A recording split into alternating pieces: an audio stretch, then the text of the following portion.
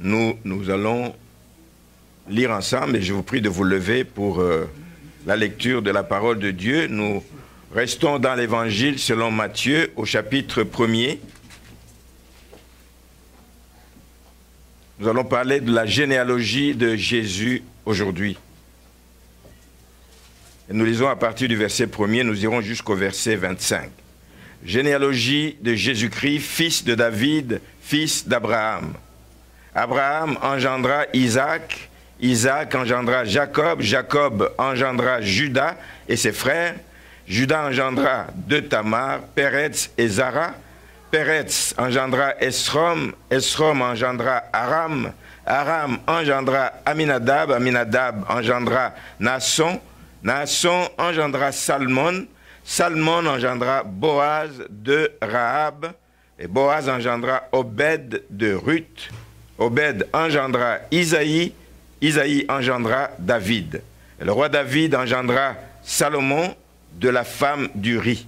Salomon engendra Roboam, Roboam engendra Abia, Abia engendra Asa, Asa engendra Josaphat, Josaphat engendra Joram, Joram engendra Ozias, Ozias engendra Joatan, et Joatan engendra Akaz, Akaz engendra Ézéchias, Ézéchias engendra Manassé, Manassé engendra Amon, Amon engendra Josias, Josias engendra Jéconia et ses frères au temps de la déportation à Babylone.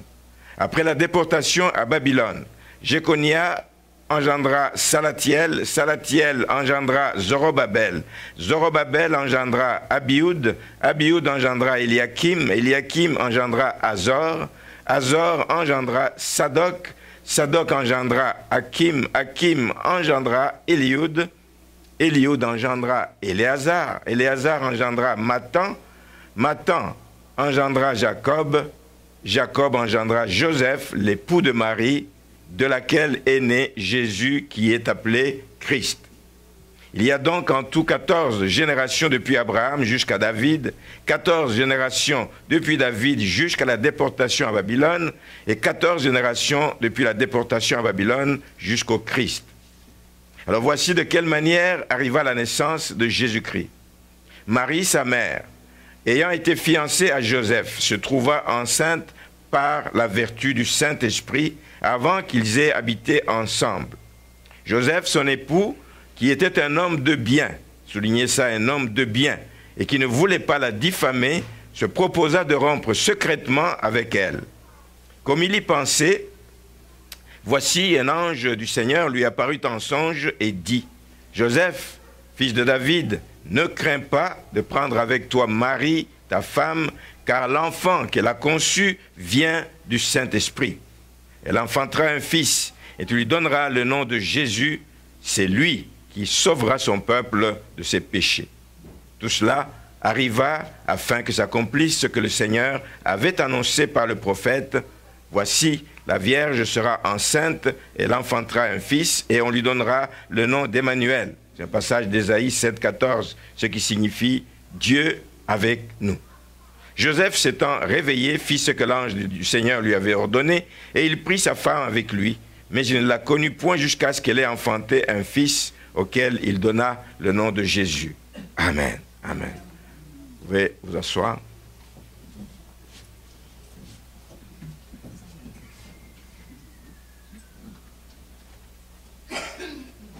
Depuis le début du mois de décembre déjà, donc ça fait 3 dimanches, aujourd'hui le 4e, nous parlons de la naissance de Jésus-Christ, et nous parlons d'un événement unique dans l'histoire de l'humanité, la naissance du Fils unique de Dieu. C'est un événement unique, mais c'est un événement important, évidemment, qui a changé le cours de l'histoire, qui a bouleversé beaucoup de choses dans l'histoire.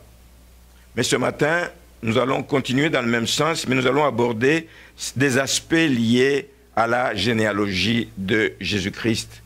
Et là, je ne vous apprends rien, Je regardais ici dans les regards des gens, ils se disaient, mais quelle affaire, le pasteur est tenté de nous lire la généalogie. On n'aime pas tellement lire des textes qui parlent de généalogie. On n'aime pas tellement, c'est barbant, on ne voit pas l'utilité, on ne comprend pas pourquoi. Pourtant, ici, j'ai déjà prêché sur Enoch une fois et j'ai montré l'importance.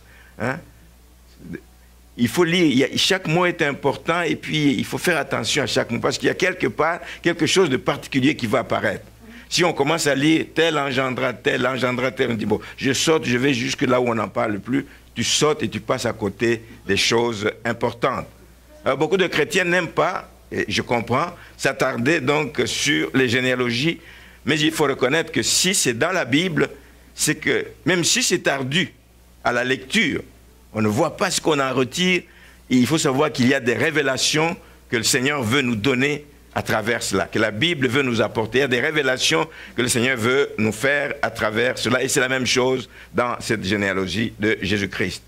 Alors, des quatre évangiles, il y a 2 évangiles, vous le savez, qui parlent de la généalogie de Jésus-Christ. C'est l'évangile selon Matthieu, comme nous avons lu ici, et puis l'évangile selon Luc au chapitre 3. Il parle aussi de la généalogie. La différence entre les deux, c'est que l'un part d'Abraham, celui que nous venons de lire, part d'Abraham et descend. C'est une généalogie descendante, descend jusqu'à Jésus. Et l'autre part de Jésus et remonte jusqu'à Adam. Donc les grandes différences, c'est cela. On note par contre une petite divergence que nous n'allons pas expliquer aujourd'hui parce que ce serait trop ardu justement, divergence entre les 2 généalogies au niveau de Joseph. Parce que dans l'évangile selon Matthieu, on nous dit que Joseph est le fils de Jacob. Jacob engendra Joseph, et dans l'évangile selon Luc, on dit que Joseph est le fils de Élie. Alors, on ne va pas commencer à expliquer ça ici, et il y a tellement d'interprétations à ce sujet que ça nous prendrait quasiment encore tout un culte pour l'expliquer, pour passer à travers. Ce n'est pas ça qui est le plus important. Parce que malgré ces différences que l'on peut déceler, qui ont été évoquées, on note quelque chose d'important dans cette généalogie. Dans les 2 généalogies, il y a une place où ça se recoupe, il y a une place où ça se rencontre, c'est à partir de Boaz jusqu'à David.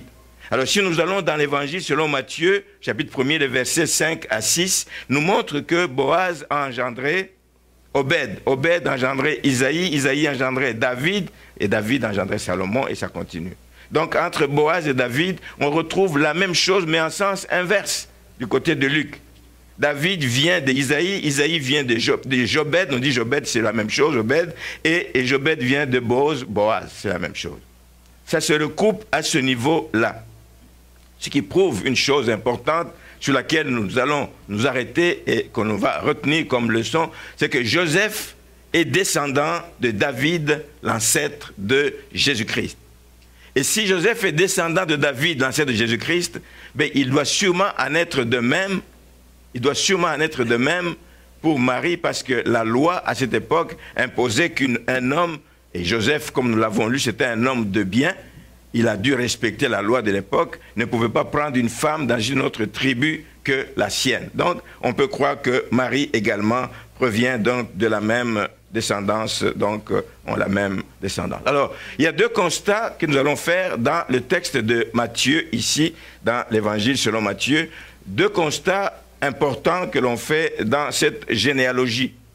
Le premier constat, contrairement à Luc, on ne va pas aller lire la généalogie selon Luc, mais vous pourrez le lire à la maison, vous allez vous rendre compte que, alors que à cette époque-là, les Juifs tiraient la généalogie à partir de l'homme, à partir des hommes. On ne trouvait pas de femmes dans les généalogies, donc à partir de l'homme, parce que c'était un système patriarcal. Donc, à partir de l'homme, c'est là qu'on trouve tous les noms des hommes. Judas qui engendra, etc., Péretz qui engendra, etc. C'est à partir de l'homme que l'on tirait sa généalogie. Mais curieusement, dans l'évangile, selon Matthieu ici, il ajoute quelque chose, il ajoute le nom de femmes, le nom de 4 femmes, qu'on ne trouve pas dans l'évangile selon Luc. Le nom de 4 femmes, mais ce n'est pas des femmes tout court, mais c'est des femmes dont la réputation laissait à désirer, ou même l'origine. Une origine était donc pas du tout digne du sauveur du monde, du roi des rois.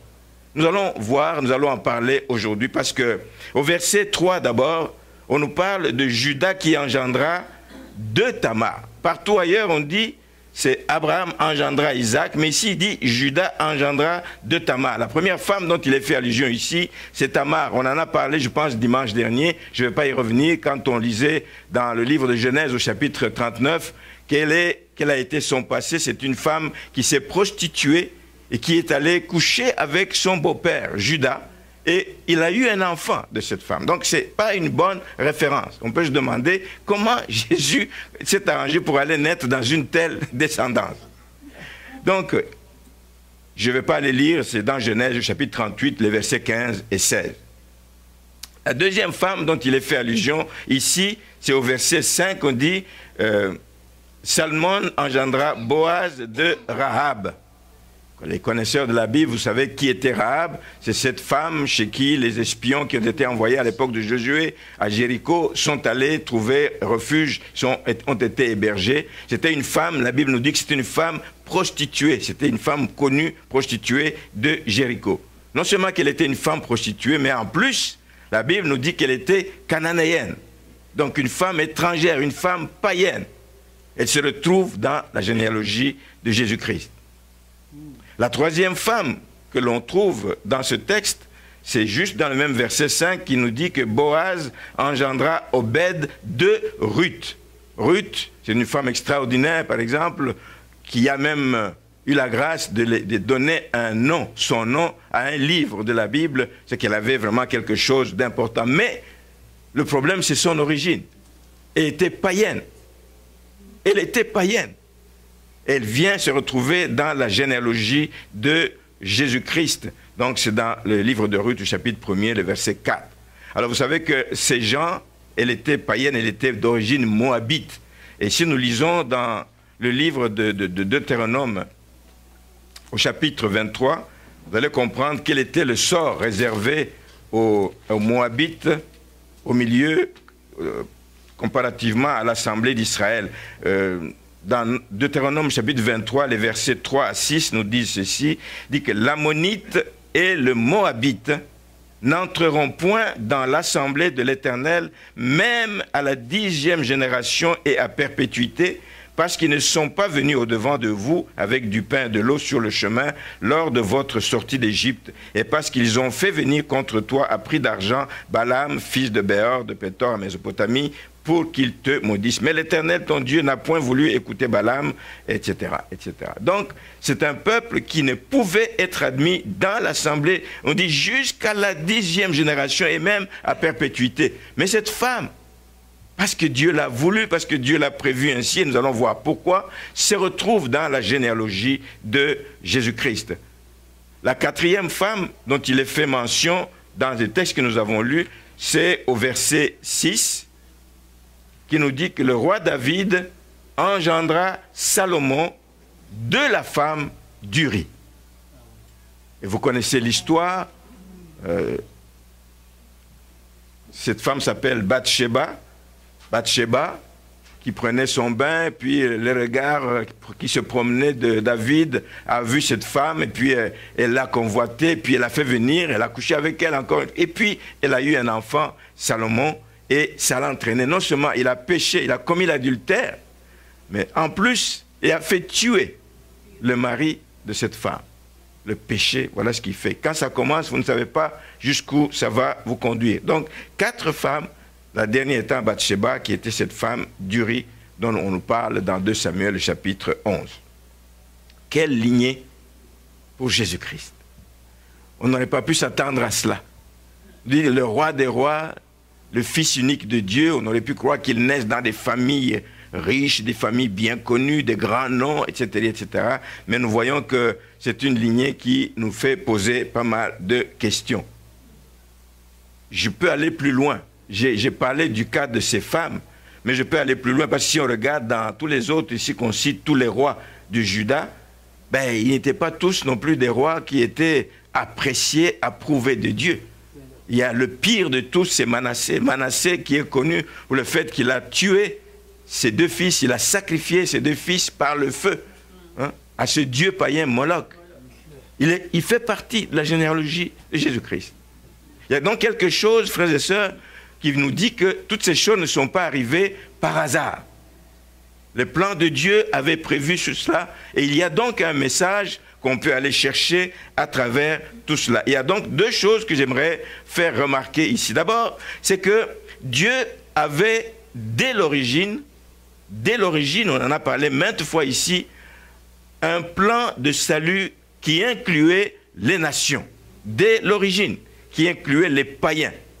Il dit qu'il est venu pour les Juifs, mais dès l'origine et dans sa tête, il savait bien qu'un jour, il sauverait aussi les nations. Il sauverait les nations. N'a-t-il pas promis justement à Abraham que sa postérité serait une source de bénédiction pour toutes les nations? Dans Genèse 18, 18, il dit « Abraham sera une grande nation et une nation puissante. Et en lui seront bénies toutes les nations de la terre. » Dans le plan de Dieu, il y avait ce plan. Alors, ce n'est pas étonnant que nous retrouvions des Cananéennes qui se retrouvent là-dedans. Il n'est pas étonnant qu'on retrouve des Ruth qui étaient exclues de l'Assemblée d'Israël. C'était dans le plan de Dieu. Toutes les nations seront bénies en donc, Abraham. La deuxième chose que l'on relève dans ce passage, c'est que le plan de Dieu, et nous en avons touché un peu un mot dimanche dernier, c'est que le plan de Dieu se réalise. Frères et sœurs, le plan de Dieu va se réaliser toujours malgré nos imperfections. Nous pouvons, si Dieu t'a choisi, tu peux tomber dans le péché, mais il trouvera le moyen de te sortir de là pour que son plan se réalise. Le plan de Dieu se réalise toujours malgré nos imperfections. C'est pourquoi en Jésus-Christ, Dieu a voulu prouver son amour envers tous, envers les pécheurs. Il a prouvé sa solidarité, sa compassion envers les pécheurs, envers les gens exclus de la société. Il a voulu prouver son amour envers les gens méprisés, les gens qui n'avaient pas droit à la parole, droit, ils n'avaient pas de statut, mais il a voulu prouver son amour parce que dans son plan, malgré les imperfections des gens, son plan se réalise toujours. Et quand vous regardez dans son ministère beaucoup plus tard, quand Jésus-Christ est venu sur terre et qu'il a commencé son ministère à l'âge adulte, durant ce ministère, lui-même en a parlé. Il a parlé de ce qu'on lui reprochait d'être l'ami des publicains et l'ami des gens de mauvaise vie. Dans Matthieu chapitre 11, on peut le lire. Matthieu chapitre 11, au verset...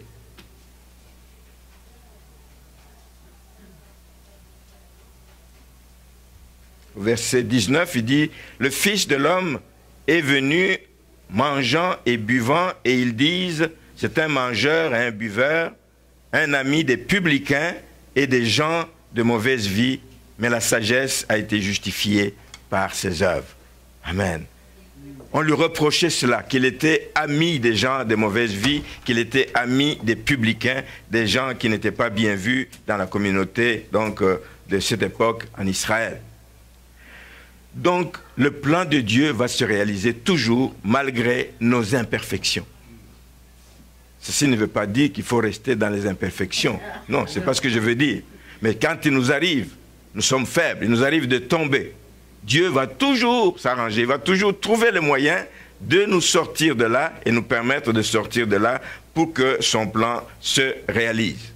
Alors, ce qu'il faut retenir ici comme premier constat, c'est que en Jésus-Christ, à cause de Jésus-Christ, parce que Jésus-Christ est venu sur terre, mais tout ce qui peut y avoir comme barrière humaine tombe. Tout ce que les gens peuvent mettre comme barrière pour justifier que lui ne peut pas faire partie de l'Assemblée, lui ne peut pas faire... Toutes ces barrières tombent parce que Jésus-Christ est venu pour accueillir aussi bien les prostituées, aussi bien les païens, aussi bien les gens de mauvaise vie, aussi bien les gens corrompus.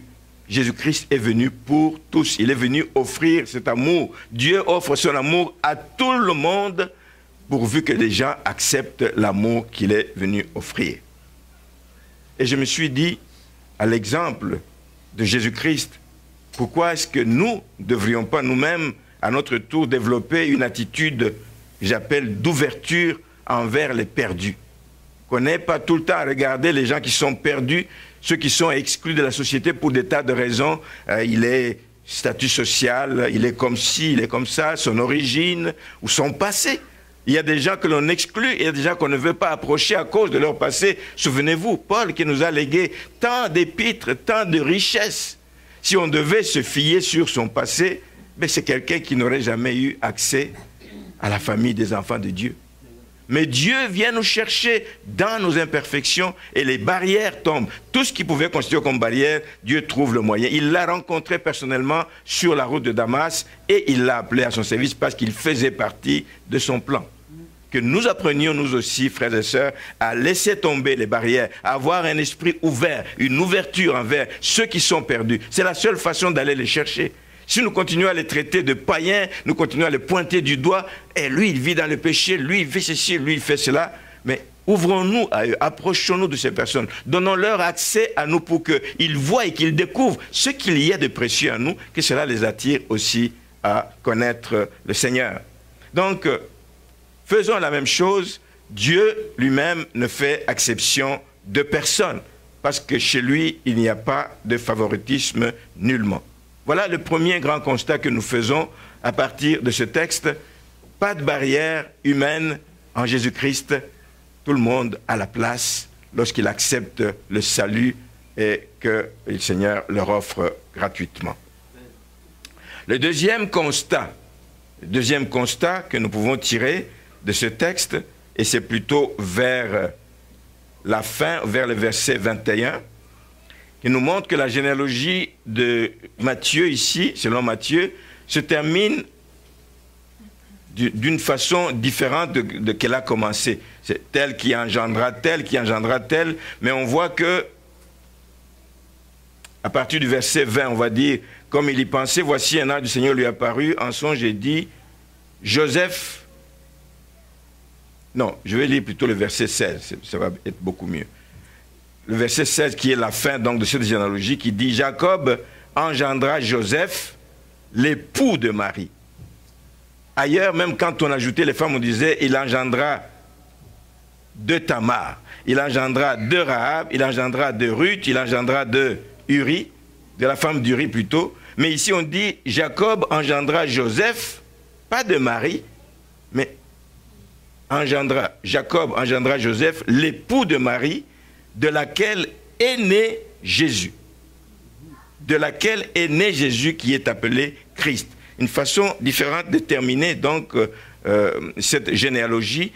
Jacob, l'accent est mis sur le fait que Jacob n'est pas celui qui a engendré Jésus-Christ. Est-ce que nous allons réagir en disant « Oh, pauvre Jacob, pourquoi on l'a mis pour l'humilier comme ça? Ce n'est pas lui qui a engendré Jésus-Christ. » Non. Est-ce que ça enlève quelque chose? Est-ce que ça diminue Joseph parce qu'il n'a pas engendré Jésus? Nous allons voir que non. Est-ce que ça enlève quelque chose au plan de Dieu sur la vie de Joseph? Non. Est-ce que ça enlève quelque chose à l'appel que Joseph avait sur sa vie? Non. Est-ce que ça diminue Joseph? Est-ce que ça fait que Joseph devienne un personnage de seconde zone? Non, frères et sœurs. Joseph a un rôle à jouer dans le plan de Dieu et il va le jouer. Amen.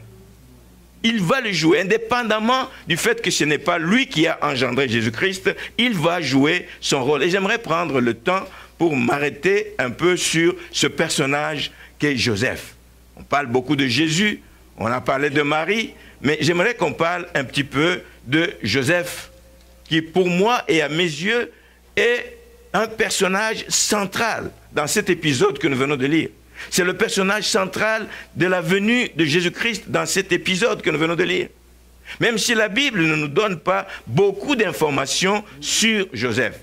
C'est vrai qu'on n'a pas beaucoup d'informations sur Joseph. Ce n'est pas ça qui importe. Mais ce qui devait être connu de Joseph est connu, a été écrit, et c'est là-dessus que nous allons donc nous arrêter. Et c'est ce que nous avons vu à partir du verset 18 qui va jusqu'à la fin au verset 25. Ça nous parle davantage de Joseph. Le nom de Joseph est cité au moins 3 fois là-dedans. C'est le personnage central dans cet épisode. Et d'abord au verset 19, on nous dit que Joseph, son époux, qui était un homme de bien. Je vous ai dit tout à l'heure de souligner ça. Il était un homme de bien. Un homme de bien parce que Joseph était juste. On ne pouvait rien lui reprocher dans tout ce qui est arrivé là-bas. Rien lui reprocher. Il était juste, il ne pouvait pas être reproché qu'il a violé la loi, qu'il aurait couché avec sa fiancée avant le mariage. Non, on ne pouvait pas lui reprocher. La Bible nous montre qu'il n'a pas connu sa fiancée avant le mariage. Donc c'était un homme juste. On ne pouvait l'accuser de rien. Un homme de bien, un homme juste. Mais dans le même verset, on ajoute quelque chose qui me fait beaucoup réfléchir, qui dit « Et il ne voulait pas la diffamer Marie à cause de ce qui était arrivé. Il ne voulait pas dire du mal de Marie à cause de ce qui est arrivé, se proposa donc de rompre secrètement avec elle. » C'était un homme qui avait de la considération pour Marie. C'est un homme qui a eu de la compassion pour Marie. Il n'a pas voulu la salir aux yeux des gens. Il n'a pas voulu propager cette nouvelle aux yeux des gens. Il dit, il vaut mieux que je me sépare discrètement, sans faire beaucoup de bruit. Je vois là-dedans une belle leçon d'altruisme. J'insiste beaucoup là-dessus. Frères et sœurs, que nous soyons des chrétiens qui apprenons à penser à l'autre. Penser à l'autre. Même quand nous-mêmes on est blessés dans ce qui nous est arrivé. Pensons aussi à l'autre. Mais ne regardons pas toujours notre amour propre. Pensons à l'autre. Si je réagis comme ça, qu'est-ce que ça va avoir comme impact sur la vie de cette personne?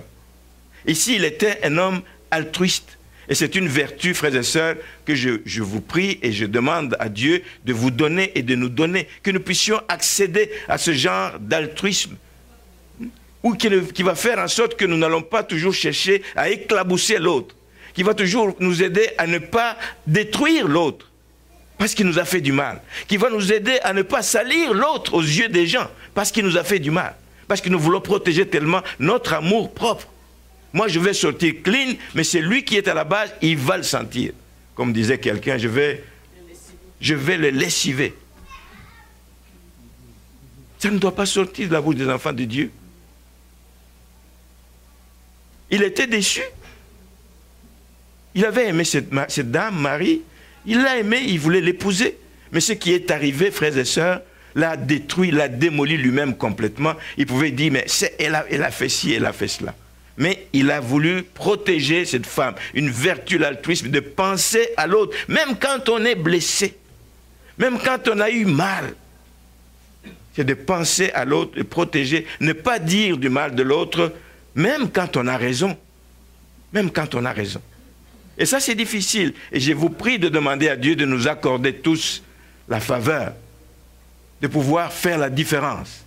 C'est ça qui va dire, waouh, ça c'est un homme de Dieu. Ça, c'est une femme de Dieu. Avec tout ce qu'on lui a fait, avec tout ce qu'on lui a dit. Je l'ai entendu dernièrement pour quelqu'un. On dit, waouh, quand on a entendu ce que la personne avait subi pendant des années et qu'on voit l'attitude de cette personne vis-à-vis de celui qui lui a fait du mal, on dit, waouh, c'est un serviteur de Dieu. Je l'ai entendu. Frères et sœurs, je voudrais que ce soit entendu en ce qui vous concerne. L'altruisme, avoir de la compassion pour les autres, ne pas se précipiter pour démolir les autres quand ils nous ont fait du mal. Joseph était un homme de bien. Au verset 20, il est dit autre chose. Comme il pensait, toutes ces idées qui lui passaient par la tête, il pensait à rompre secrètement.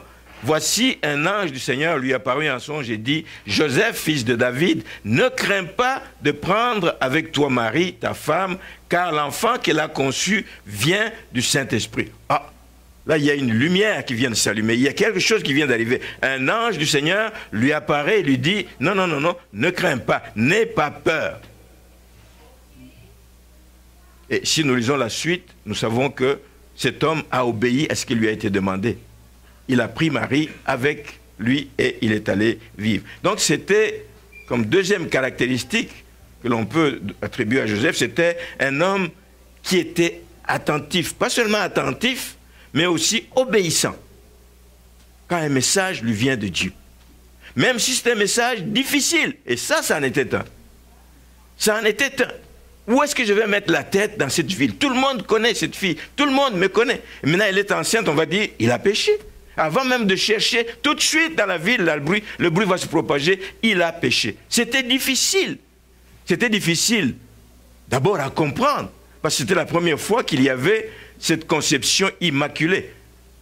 Un enfant qui n'est pas la puissance du Saint-Esprit sans qu'il y ait eu rapport entre l'homme et la femme. C'est la première fois que c'est arrivé. Mais lui, il n'a pas résisté, il a été attentif et il a été obéissant parce que ça venait de Dieu, parce que ça venait de l'envoyé de Dieu.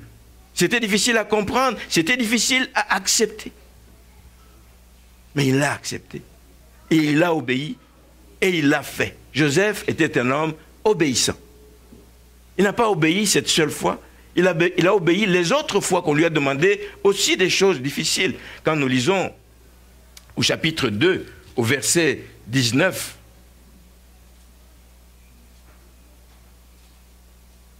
au verset 13 d'abord. Donc, lorsqu'ils furent partis, voici un ange du Seigneur apparut en songe à Joseph et dit, « Lève-toi, prends le petit enfant et sa mère, fuis en Égypte. » Pourquoi? Parce qu'au verset 12, il était divinement averti en songe de ne pas retourner vers Hérode. Donc, c'est les mages, là, de ne pas retourner vers Hérode. Ils regagnèrent leur pays par un autre chemin. Et lorsque ces mages étaient partis, mais un ange du Seigneur apparut en songe à Joseph et dit, « Lève-toi, prends le petit enfant et sa mère, fuis en Égypte et restez-y jusqu'à ce que je te parle. Car Hérode cherchera le petit enfant pour le faire périr. » C'était difficile. Un enfant qui vient de naître. Joseph n'était pas un homme très riche, à ce que je sache, pour se permettre donc de partir avec beaucoup de provisions, des choses comme ça, mais il n'a pas hésité un seul instant, il n'a pas posé de questions, il a obéi, il a pris l'enfant, il est parti jusqu'au moment où il a reçu encore un message de l'ange de Dieu. Ça, c'est ce que je disais au verset 19, quand Hérode fut mort, voici un ange du Seigneur apparut en songe à Joseph en Égypte et dit, « Lève-toi, prends le petit enfant et sa mère et va dans le pays d'Israël, car ceux qui en voulaient à la vie du petit enfant sont morts. » Un homme obéissant. Il a obéi quand on lui a demandé de faire des choix difficiles. Prends cette femme, c'est ta femme, va vivre avec elle. Puissions-nous, frères et sœurs, nous aussi, obéir sans toujours poser des questions quand ça vient de Dieu. Obéir afin que s'accomplisse la volonté de Dieu. Même Marie elle-même, quand l'ange lui a dit que tu vas être enceinte, etc., comment ça va se faire, etc., il dit, mais que cela arrive selon la volonté de Dieu. Je suis la servante du Seigneur, qui me soit fait selon la volonté de mon Dieu. Alors nous aussi, frères et sœurs, mon exhortation est que nous soyons des instruments entre les mains de Dieu, malléables entre les mains de Dieu, des catalyseurs pour que ce que Dieu veut faire s'accomplisse par nous. Même quand c'est difficile à comprendre, même quand ça nous pèse, que nous puissions le faire afin que la volonté de Dieu puisse s'accomplir. La troisième chose que j'aimerais dire avant d'arrêter, c'est ce qui est dans le verset 24. On nous dit que Joseph, s'étant réveillé, fit ce que l'ange du Seigneur lui avait ordonné et il prit sa femme avec lui. Il prit sa femme avec lui, mais il ne la connut point jusqu'à ce qu'elle ait enfanté un fils auquel il donna le nom de Jésus-Christ. Oui, il a été obéissant, il l'a prise, mais ça a dû prendre du courage. Joseph était un homme courageux, frères et sœurs. Joseph s'est plié à la demande de l'ange. Il s'est plié à la demande de l'ange alors que, comme je disais tout à l'heure, c'était un homme ravagé. Il était ravagé de l'intérieur, il était ravagé par le drame qui venait de lui être annoncé, qu'il était en train de vivre. Il était ravagé profondément à l'intérieur. Mais il a pris le courage, il s'est plié à la demande de Dieu via son ange et dit, prends ta femme, c'était ça la demande, prends, ne crains pas de prendre avec toi Marie, ta femme. Et il s'est accommodé de la demande de l'ange. Il s'est accommodé à la décision qui avait été prise de prendre Marie comme femme donc à la maison. Il s'y est accommodé. Je pensais à ceci pendant que je préparais ça. J'ai dit, nous sommes ici dans un pays où on parlait d'accommodement raisonnable. Ce n'était pas un accommodement raisonnable, parce que raisonnable, c'est humainement parlant. Selon notre raison, c'est pas normal ce qu'on lui demande. Il dit, mais comment ça? C'est pas moi qui ai rendu cette femme enceinte et vous me demandez de la prendre pour femme. Moi, je voulais la répudier discrètement, mais bon, ça s'arrête là. Mais il a été courageux de le faire. Un accommodement déraisonnable. Déraisonnable. Et Dieu nous demandera parfois des accommodements déraisonnables, des choses que, humainement parlant, on ne devrait pas accepter, qu'on ne devrait pas faire. Mais Dieu va nous le demander. C'est là-dessus que nous avons le plus de difficultés. C'était déraisonnable. Pourquoi cette décision? Parce qu'il allait y avoir des commentaires. Vous savez comment dans la ville, on commence à voir le ventre pousser, on dit, hop, il s'est passé quelque chose. Et ça commence. Et ça part. Les mauvaises nouvelles, ça va très vite. La ville va être envahie. Il allait y avoir beaucoup de commentaires. Il allait y avoir beaucoup d'humiliation. Joseph allait être humilié. Tous ces gens qui le connaissaient allaient parler autour de lui. Il ne saurait pas où mettre la tête. Il allait devoir faire face au regard des gens. Même si les gens ne parlent pas, juste par le regard, tu comprends le message. Je dis, oh pauvre toi. Il allait devoir faire face à tout ça. Mais il a pris son courage, il dit, j'y vais parce que c'est Dieu qui me le demande. Joseph l'a fait parce qu'au verset 21, on dit, elle enfantera un fils et tu lui donneras le nom de Jésus. C'est lui qui sauvera son peuple de ses péchés. Il l'a fait, même si c'était difficile, parce que faire ce qu'on lui demande de faire, c'était une tâche noble, une décision noble, parce que cet enfant qui allait naître allait sauver donc son peuple de ses péchés. Alors, tirant des leçons donc de Joseph, je me demande et je vous pose la question et je me la pose moi-même. Jusqu'où sommes-nous prêts à aller? Comme chrétiens, comme des gens qui disons que nous aimons Dieu, comme des gens qui reconnaissons la grâce de Dieu sur notre vie, comme des gens qui savons que ce que nous sommes, ce n'est pas par nous-mêmes, c'est par la grâce de Dieu, c'est lui qui nous a choisis, c'est lui qui nous utilise. Jusqu'où sommes-nous prêts à aller pour protéger l'œuvre de Dieu, pour promouvoir les intérêts de Dieu et de son Église automatiquement? Jusqu'où sommes-nous prêts à aller? Est-ce que nous le ferons? Est-ce que nous accepterons des accommodements? Si c'est des accommodements qui sont au détriment de nos propres intérêts, est-ce que nous l'accepterons? Joseph l'a accepté. Est-ce que nous accepterons de nous accommoder, de faire des choses contraires à nos désirs, contraires à notre volonté, lorsque ça nous rabaisse aux yeux des gens? Même si nous devons perdre la face, est-ce que nous le ferons lorsqu'il s'agit des intérêts de Dieu? Est-ce que nous le ferons lorsqu'il s'agit de protéger les intérêts de l'Église du Seigneur? Est-ce que nous sommes prêts à faire ces accommodements, frères et sœurs, si ça nous met en conflit avec notre entourage? Joseph avait de la famille, et avant qu'il ne fasse croire à sa famille que cet enfant est conçu du Saint-Esprit, je vous dis que c'était la toute première fois qu'on entendait parler des choses comme ça. Il dit, mais tu es devenu fou. Est-ce que nous sommes prêts à faire des accommodements, à nous accommoder lorsque ça nous met en conflit avec notre entourage, des amis, notre famille? Est-ce que nous sommes prêts à cela? Je vous laisse sur ces questions. Pensez-y. Et je prie le Seigneur en terminant justement que, et c'est un souhait que je formule justement pour chacun de nous, que la bonne nouvelle de Noël, la bonne nouvelle de la venue de Jésus-Christ, nous aide nous-mêmes à abandonner toutes ces tendances de fermeture que nous avons souvent vis-à-vis des autres. On se méfie facilement, on se méfie des gens qu'on ne connaît pas, on se méfie des gens sur lesquels on a entendu des choses, on se méfie beaucoup. Je ne suis pas en train de dire qu'il faut s'ouvrir sans prendre des précautions, mais il faut de la prudence. La Bible nous recommande d'être prudents comme des serpents. Hein? Mais nous devons apprendre à nous ouvrir aux autres. Quand nous nous ouvrons aux autres, nous pouvons leur communiquer ce que le Seigneur a mis comme trésor à nous. Quand nous nous ouvrons aux autres, nous pouvons les aider à sortir de leur ignorance.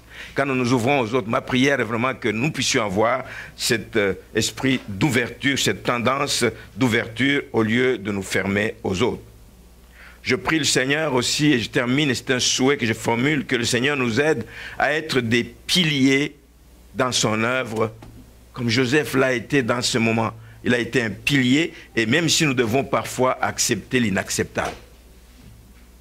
L'inacceptable, c'est souvent par rapport aux autres. Qu'est-ce que les autres vont dire de moi? Mais est-ce que nous devons vivre pour les autres ou nous devons vivre pour Dieu d'abord et avant? Tout ce qu'il nous demande, c'est ce qui importe.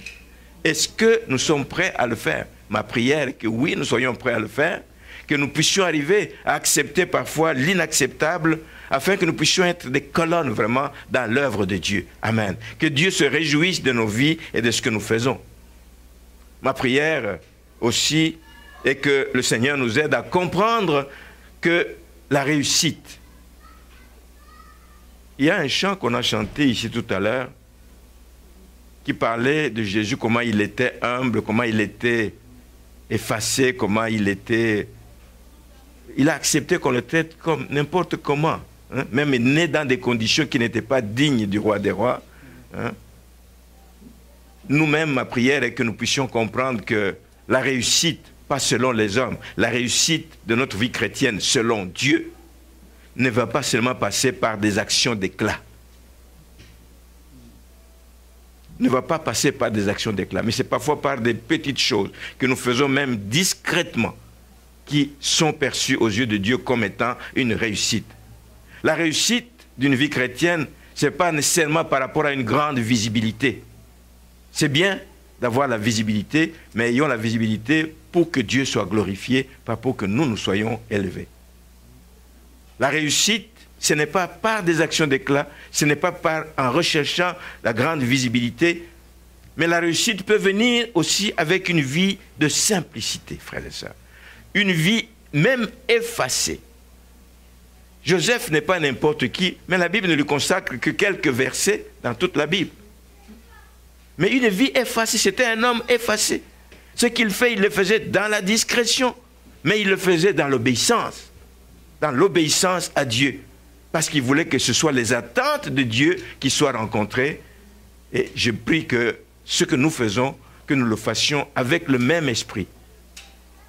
Dans l'effacement, sans être visible, on peut faire des grandes choses qui réjouissent le cœur de Dieu. On peut faire des grandes choses dont on ne parlera pas à l'extérieur. Mais ce n'est pas important. Des choses dont on parle à l'extérieur, le jour où on parle du bien de toi à l'extérieur, tu mets des caméras sur toi parce que le jour où il y a la moindre petite faille, de la même façon qu'on t'a élevé, de la même façon, on va te descendre. Le monde, c'est dans le monde, ce n'est pas la Bible qui le dit. Vivre bien, c'est parfois vivre caché.